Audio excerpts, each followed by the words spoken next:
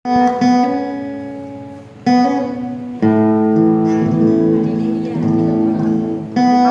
kakanta mo na si India.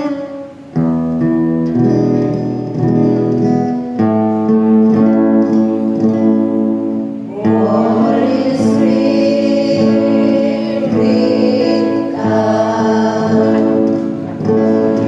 make my ears to hear, make my eyes to see,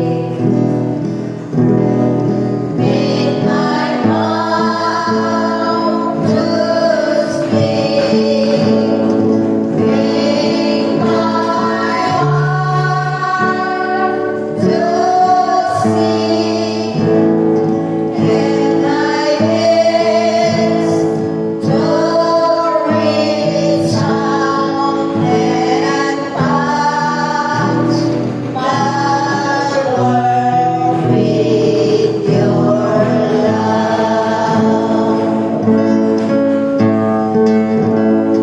Holy Spirit, come.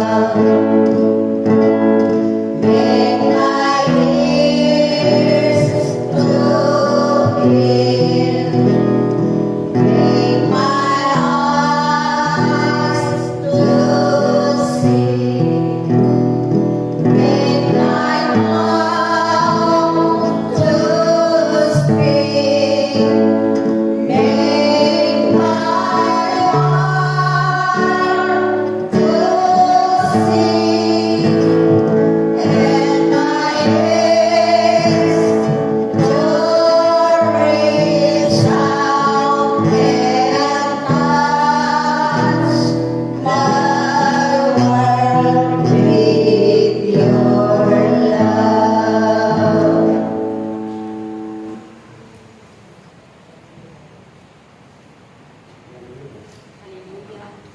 Aking ibinabahagi sa inyong lahat sa pagkakataong ito na kayo'y pinagpala ng Diyos sa araw na ito. Ito ang mga himala na kaloob niya sa bawat isa sa inyo na noong una pa man ay hindi ninyo ito inaasahan na makamta ninyo sa inyong mga buhay.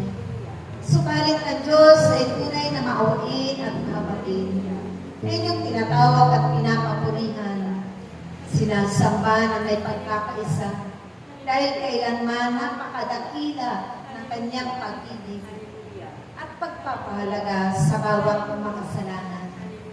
Kayong lahat ay pinipon niya at titipunin niya pa sa dakong kabanal-banalang ito at doon din sa kanyang mga itinakda na ating tipan ng lugar na siyang pinabanal niya magpakailanman.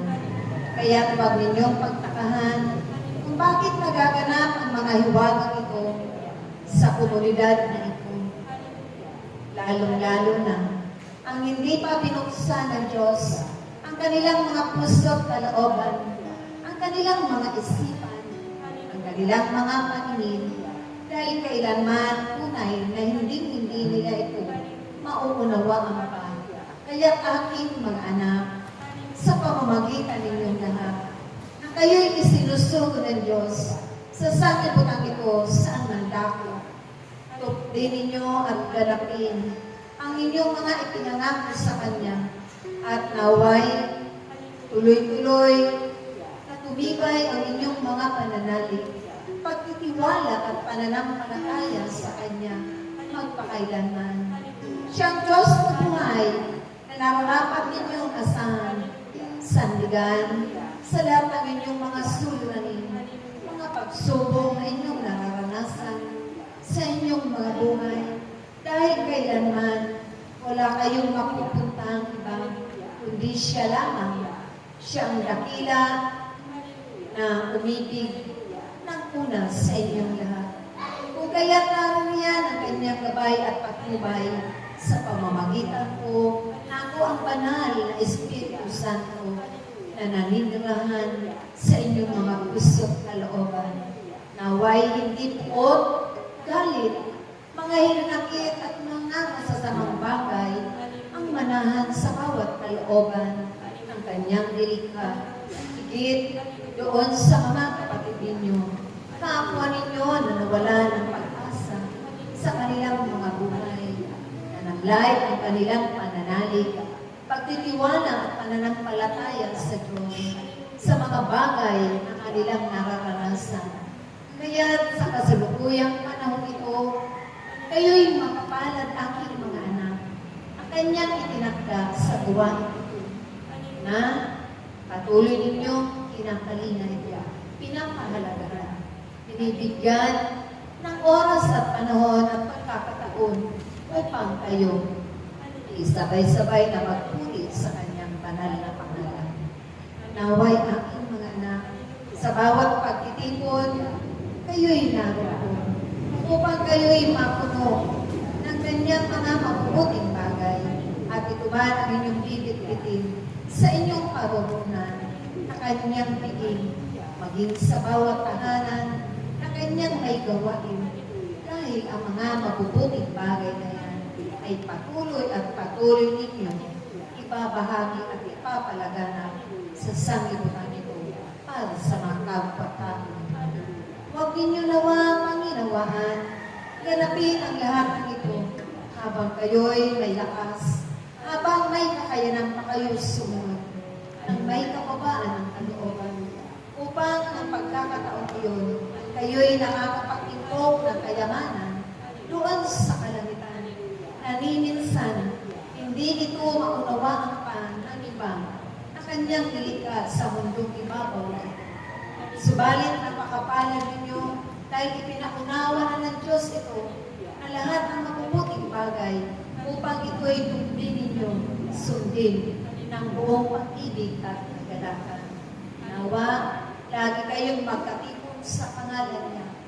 Kayo'y magkaisa lagi, mabigis na kanyang pag-ibig na hindi maglalaho, magpakailanman sa pamamagitan ng kanyang mga aral at katuruan na inyong napapakinggan, inyong napagninilayan at napag-aaralan.